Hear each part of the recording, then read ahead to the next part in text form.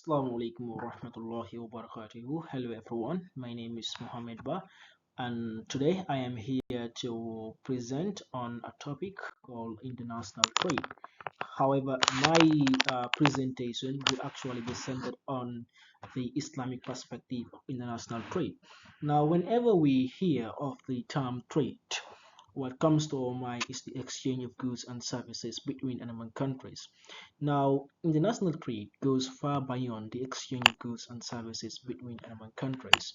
But if we look at history closely, international trade has even led to the spread of Islam in most parts of the world. And notably, when we look at African history, we're told that Islam was spread to Western Africa through the trans-Saharan trade, and it was the Berbers from North Africa who actually spread trade to the western part of Africa. Now, today's lesson would be actually centered on this discussion, and we would be looking at international trade based on the Islamic perspective. Now, Islamic economics has been in existence long ago, well before even conventional economists like Adam Smith, who discovered the law of absolute cost advantage, which states that a country must concentrate on the production of goods and services for which it can produce most efficiently and with little resources.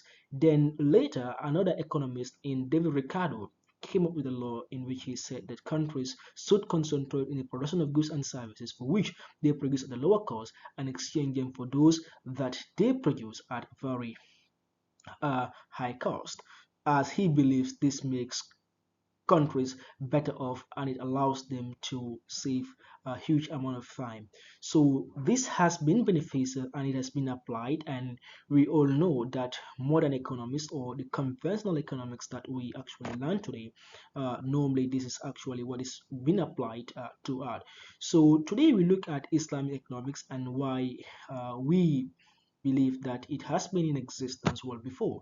And if you look at this PPT slide that I just that you can access through your screens, it is clearly stated that international Islamic economics touch on trade that is actually related to issues such as division of labor. And when we talk about division of labor here, we're talking about the sharing of a work process in a different tasks, and of course, specialization refers to that type of a system in which a person concentrates on only one line of production, and the gains from trade refer to things like foreign exchange. And when you import exit when you export exit to import, actually the benefits are huge. And we know also we have trade policies that aim at protecting certain countries. For example, you like certain countries have policies that protect their infant industries from collapsing by using tools like the quotas or using tariffs in order to discourage export in order to discourage imports, and of course to keep their local industries afloat. So now this has been in existence well before Western economists, like I said earlier on, came with their theories. So trade, like we all know, goes far beyond the exchange of goods and services, because it was through trade that sometimes when we learn history tells us that there was an intermarriage between the Berbers from North Africa and some of the Africans, and their babies were called something like the Maltus. So trade led to the introduction of names, introduction of fruits, introduction of Islam, and much more in Africa and the world. And this is the case in almost all parts of the world. Trade actually has contributed a lot to our lives, and of course it makes everyone better off. Now, the trade that is based on the Islamic law is one that is based on the Islamic law of Sharia. Trade in international trade, sorry, in Islamic economics is one that is based on the Islamic law of Sharia. And when we talk about Sharia, refers to those laws that are in accordance with what has been revealed in the Quran by Allah and based on the hadiths of the Prophet Sallallahu Alaihi Wasallam. So that is what we mean by Sharia. So of course, every transaction in the market in international trade, once it is Islamic, we said it has gone, or it is one that is conducted based on the Islamic principles of Sharia. So trade based on Islamic economics actually looks at that, and its main aim is that all transactions should be based on Sharia. And of course, the main aim as to why transactions should be based on the Islamic law of Sharia is one, to avoid harm to society because it encourages ethical behaviors and it prevents exploitation. So therefore, Islam, or therefore trade that is based on the Islamic law, prevents unethical practices, that is things that are wrong and they are not accepted based on the Islamic law, because we all know that a trade that is based on Islamic law is one that encourages ethical practices. So the international trade based on the Islamic perspective seems or looks to explain this particular important point. Okay, we move on to the next slide, and that talks about the gold dinar as a means of payment in international trade. Now, we all know that in the world market today, the US dollar is the most dominant currency, and almost all countries all over the world use the US dollar as a mean of payment.